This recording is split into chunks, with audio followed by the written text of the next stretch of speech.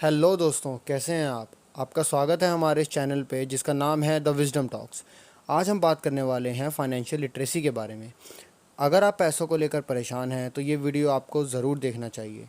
Financial literacy या वित्तीय साक्षरता का मीनिंग होता है कि आपको मनी कैसे काम करती है, कैसे मनी को हैंडल किया जाता है और मनी के क्या बेसिक कंपोनेंट्स होते हैं ये आपको पता हो।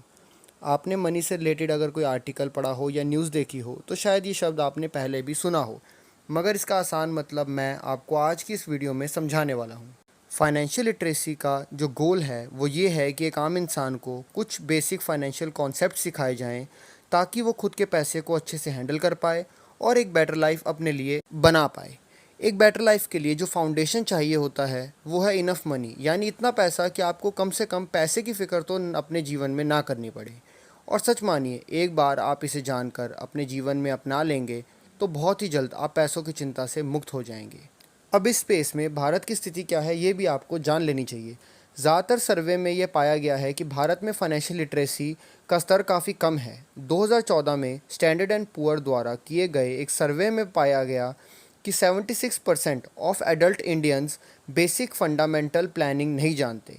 उन्हें नहीं पता कि कैसे उन्हें पैसे को आज मैनेज करना है ताकि आगे चलकर जब वो कमाने में असमर्थ हो जाएं तो भी वे बिना किसी कॉम्प्रोमाइज़ के अपनी ज़िंदगी जी पाएँ या किसी भी इमरजेंसी या अप्रिय घटना में खुद को संभाल पाएँ और अपनी रिटायरमेंट प्लानिंग कर पाएँ। ज़्यादातर सैलरी क्लास लोग आने वाले पेचेक के भरोसे ही जीते हैं। जैसे ही सैलरी आती है उसमें से वे सारे बिल्स भरते हैं, सारी ईएमआईज़ पे करते हैं और बाकी के सारे खर्चे कर लेते हैं। जैसे जैसे मंथ एंड आता है उनका अकाउंट भी खाली होने लगता है और फिर नए महीने की सैलरी पे वो डिपेंड हो जाते हैं। तो क्या ये बिहेवियर वाकई गलत है? कुछ हद तक हाँ। मैं जानता हूँ कि जो बिल्स और ईएमआईज़ आपको भरने हैं वो तो आपको भरने ही पड़ेंगे और बाकी खर्चे भी, मगर इस सब में जो एक बहुत ज़रूरी काम आप नहीं करते हैं वो है हर महीने अपनी अर्निंग्स का कुछ पार्ट सेव करना और उसे अपने बेहतर भविष्य के लिए इन्वेस्ट करना। ऐसा नहीं है कि लोगों के पास सेविंग्स नहीं है, पर वो सेविंग्स उतनी नहीं है जितनी वो हो सकती थी या होनी चाहिए थी। क्या आप जानते हैं कि फाइनेंशियल प्लानिंग की बेसिक नॉलेज पाकर भी आप ओवर द टाइम बहुत वेल्थ इकट्ठी कर सकते हैं और साथ ही कई तरीके के इंश्योरेंस की मदद से अपनी उन सेविंग्स को और अपनी फैमिली को इमरजेंसी सिचुएशन से भी बचा सकते हैं। आपको डेट की भी समझ होनी चाहिए और उसी का एक इम्पॉर्टेंट पार्ट होता है क्रेडिट रिपोर्ट, जिससे आपको आसानी से डेट मिल सकता है। मगर 2017 में क्रेडिट सुधार द्वारा किए गए एक सर्वे में, जिसमें कई बड़े शहरों में से 1500 लोगों के साथ सर्वे कंडक्ट किया गया था, ये सामने आया कि 53% लोगों को नहीं पता कि क्रेडिट ब्यूरोज क्या होते हैं और 85% लोगों को अपना क्रेडिट स्कोर तक नहीं पता था, जो कि आज बहुत ज़रूरी हो गया है। उसके बिना कोई भी फाइनेंशियल इंस्टीट्यूशन आपको लोन या क्रेडिट नहीं देगा। क्या आपको अपना क्रेडिट स्कोर पता है? अगर नहीं तो एक बार चेक ज़रूर कीजिए। हो सकता है जिस लोन या क्रेडिट कार्ड के लिए आपने अप्लाई कर रखा है वो आपके क्रेडिट स्कोर की वजह से ही अप्रूव नहीं हो रहा है। और अगर आपका क्रेडिट स्कोर बहुत लो है तो जल्द ही इसको सुधार लीजिए। ये आपके आने वाले समय में बहुत काम आने वाला है।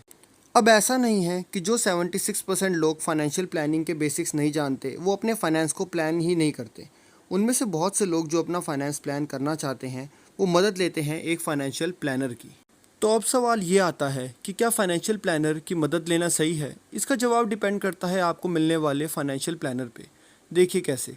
फाइनेंशियल एसेट्स बहुत ही डायनामिक होते हैं, इन्वेस्टमेंट करने के तरीके बहुत तेज़ी से बदल रहे हैं। तो ऐसी स्थिति में आपको एक ऐसा फाइनेंशियल प्लानर चाहिए जो इस डायनामिक एनवायरनमेंट में आपके पोर्टफोलियो को रेगुलरली अपडेट करता रहे और साथ ही वो किसी भी प्लान में आपसे सिर्फ इसलिए इन्वेस्ट ना कराए कि उसमें उसे ज़्यादा कमीशन मिल रही है। आपके पैसे इन्वेस्ट कराने से पहले उसे ये सुनिश्चित करना चाहिए कि उसमें आपका भी फ़ायदा हो। तो अगर हर महीने एक मोटा पेचेक आपको मिलता है तो अपने पोर्टफोलियो को संभालने के लिए आप एक फाइनेंशियल प्लानर की मदद ज़रूर लें, मगर जो क्वालिटीज़ मैंने बताई वो उसके अंदर ज़रूर होनी चाहिए। और सिर्फ फाइनेंशियल प्लानर हायर करने से ही आपका काम नहीं होगा। बेसिक फाइनेंशियल नॉलेज से आप समझ पाएंगे कि असल में आपका पैसा कहाँ कहाँ इन्वेस्ट हो रहा है और कहीं आपका फाइनेंशियल प्लानर आपसे कोई ट्रिक तो नहीं कर रहा। अब अगर आपकी सैलरी का पेचेक इतना बड़ा नहीं है कि आप एक फाइनेंशियल प्लानर हायर करके उसकी फ़ीस देना ठीक समझें, तो आपके लिए जानकारी और अहम हो जाती है, क्योंकि अब आपको अपना पोर्टफोलियो खुद ही मैनेज करना है। तो हो सकता है आपको और ज़्यादा मेहनत करनी होगी ये समझने में कि पैसा कैसे काम करता है और कैसे आप अपने पैसे से और पैसा कमा सकते हैं। तो फाइनेंशियल प्लानिंग के बारे में जानने के लिए हमारे साथ जुड़े रहें। मैं इस चैनल पे ऐसी बहुत सी वीडियोस बनाने वाला हूँ, तो अभी सब्सक्राइब बटन दबाकर बेल आइकन दबाइए ताकि जब भी हम कोई नई वीडियो आपके लिए लाएं तो वो सबसे पहले आप तक पहुँच जाए। और अगर वीडियो पसंद आया हो तो इसे लाइक और शेयर ज़रूर करें, कमेंट करके अपने व्यूज़ हमें बताएं। और हाँ, सीखते रहिए, बढ़ते रहिए। Until next time, bye bye, जय हिंद।